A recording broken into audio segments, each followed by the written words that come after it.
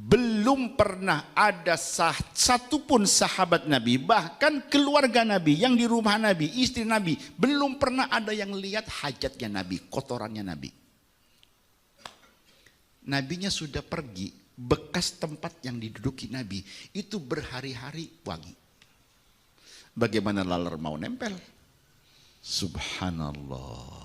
Ya, kok bisa? Keringat Nabi dibilang naj'aluhu min tibina. Kami akan menjadikan keringat Nabi yang masuk dalam botol akan kami jadikan wewangian. Allah sudah sampaikan dalam Quran, innaka mayyitun, engkau akan meninggal, akan wafat Muhammad. Dan sekarang sudah terbukti.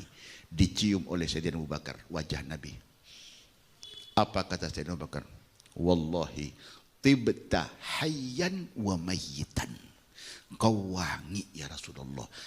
Saat kau hidup wangi, setelah kau wafat pun kau wangi.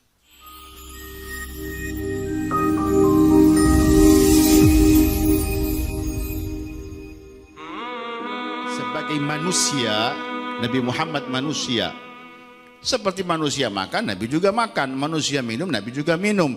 Manusia buang hajat, Nabi juga buang hajat. Tapi beda.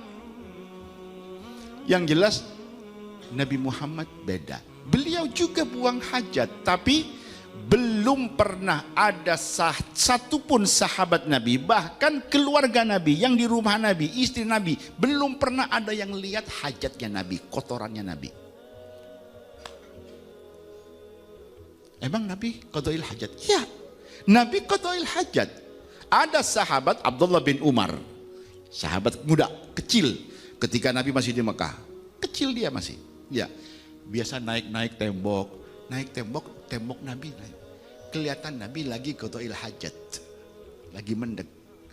Posisi Nabi lagi qadail hajat, tapi tidak lihat hajatnya. Barang yang keluar tidak kelihatan. Artinya, iya Nabi Muhammad qadail hajat seperti manusia semuanya qadail hajat. Lalu kemana kotorannya Nabi? Itu tadi. Wal ardu, dan tanah, ma yakhruju, apa yang keluar minhu, darinya Nabi, tabtale, langsung ditelan. Begitu nempel di tanah, celep langsung hilang, disedot, celep oleh ditelan bumi. Itu khususiat, ya. Tidak ada manusia lain selain Nabi Muhammad yang diberi keistimewaan begini. Kadzalika dzubabu anhu mumtani'. Begitu juga lalat. Anhu, darinya Nabi, dari badan Nabi, dari pakaian Nabi, mumtani', menjauh. Lalat itu menghindar, menjauh dari badan Nabi, dari pakaian Nabi, sehingga tidak pernah ada lalat hinggap, jangankan di badan Nabi. Di pakaian Nabi enggak ada. Beda dengan kita, kalau kita kadang sudah diginikan loh, masih aja datang. Iya, orang gak kena, muter dia. Ada apa nih laler gitu? Kenapa dia nyerang kita? Kenapa dia mendekat kepada kita? Nabi Muhammad sama sekali tidak. Sahabat tidak pernah lihat ada lalat itu nempel di pakaian, apalagi di badan Nabi. Apa rahasianya? Karena memang Nabi Muhammad SAW bersih, wangi. Nabi Muhammad bersih, wangi. Lihat apa kata Sahibud Daibah. Wa idza marra bi tariqin urifa min tibihi annahu qad marra fi. Wa idza jalasa fi majlisin, apabila Nabi duduk di satu tempat, baqiyatibuhu ayyaman wa in taghayyab. Itu bekas duduknya Nabi. Nabinya sudah pergi. Bekas tempat yang diduduki Nabi itu berhari-hari wangi. Bagaimana laler mau nempel? Karena memang laler sukanya yang bau, yang busuk, yang amis. Lihat tempat sampah, kenapa disukai laler? Bau. Tapi yang wangi, ya Nabi Muhammad. Lihat, wa in lam yakun gattatayyab, sekalipun Nabi tidak pakai minyak wangi, memang aslinya sudah wangi. Ketika hidup wangi, sampai wafat pun beliau wangi. Sayyidina Abu Bakar ketika mendengar Nabi Muhammad wafat, dikabari oleh putrinya Siti Aisyah, Nabi Muhammad sudah tidak ada. Datang, lihat, innaka mayyitun wa innahu mayyitun. Benar, Allah sudah sampaikan dalam Quran, innaka mayyitun, engkau akan meninggal, akan wafat Muhammad. Dan sekarang sudah terbukti, dicium oleh Sayyidina Abu Bakar wajah Nabi. Apa kata Sayyidina Abu Bakar?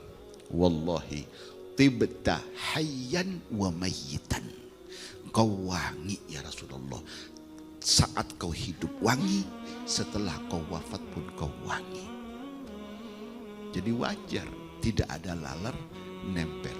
Bahkan diriwayatkan oleh sahabat wanita yang nama Ummu Sulaim, beliau ibunya Anas bin Malik.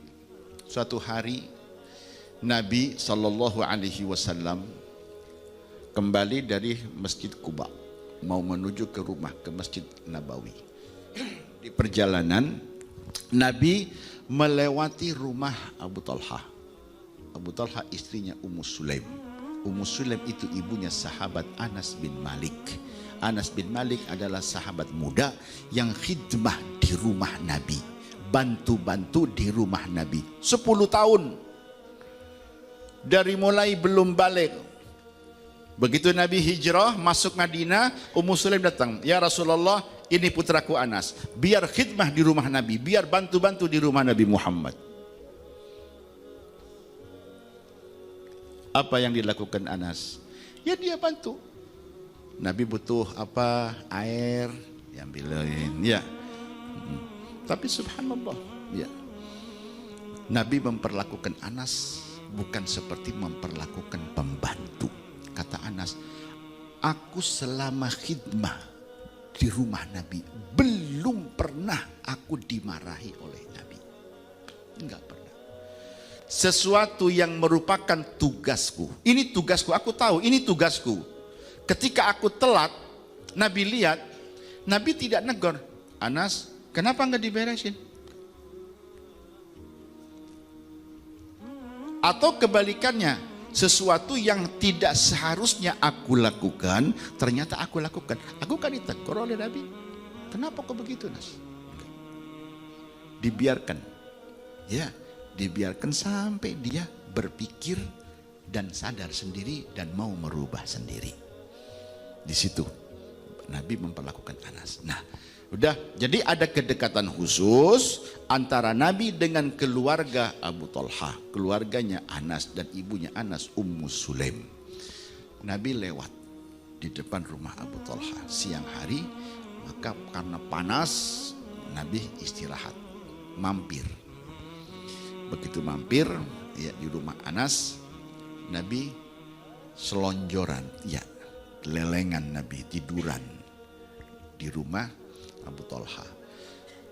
Di situ ada Anas putranya, ada Ummu Sulaim ibunya. Ibunya di dalam. Anas yang nemenin Nabi. Nabi tiduran. Subhanallah, Nabinya tertidur. Orang tidur biasa keringatnya ngucur.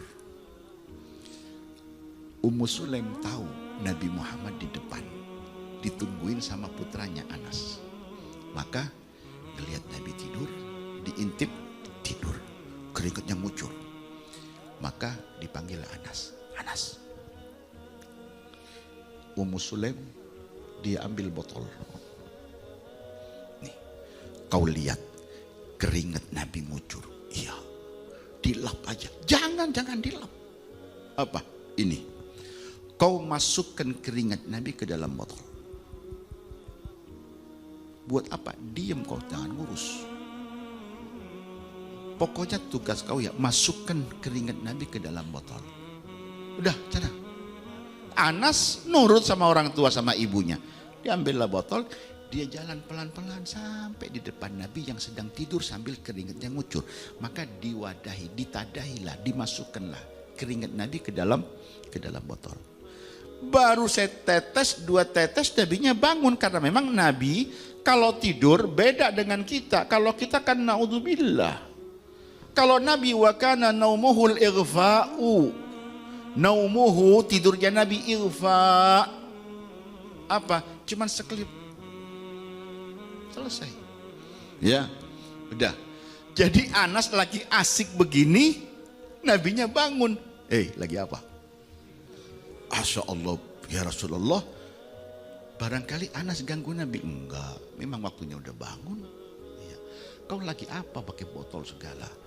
Ini disuruh ibu. Suruh apa? Suruh nadain, masukin keringat Nabi ke dalam botol. Buat apa? Ya enggak tahu. Ibu yang nyuruh. Coba panggil kau punya ibu. Muslim ini. Iya ya Rasulullah. Benar kau nyuruh Anas masukin keringatku dalam botol? Betul. Buat apa? Apa jawab Ummu Sulaim? Naj'aluhu min tibina. Keringat Nabi akan kami jadikan wewangian kami ya Rasulullah. Keringat Nabi. Apa kata Nabi? Salah enggak? Yang dilakukan Ummu Sulaim, yang dilakukan Anas, salah tidak? Apa jawab Nabi? Laqad asabti. Benar kau. Dibenarkan oleh Nabi. Asabti. Benar kau Ummu Sulaim. Subhanallah.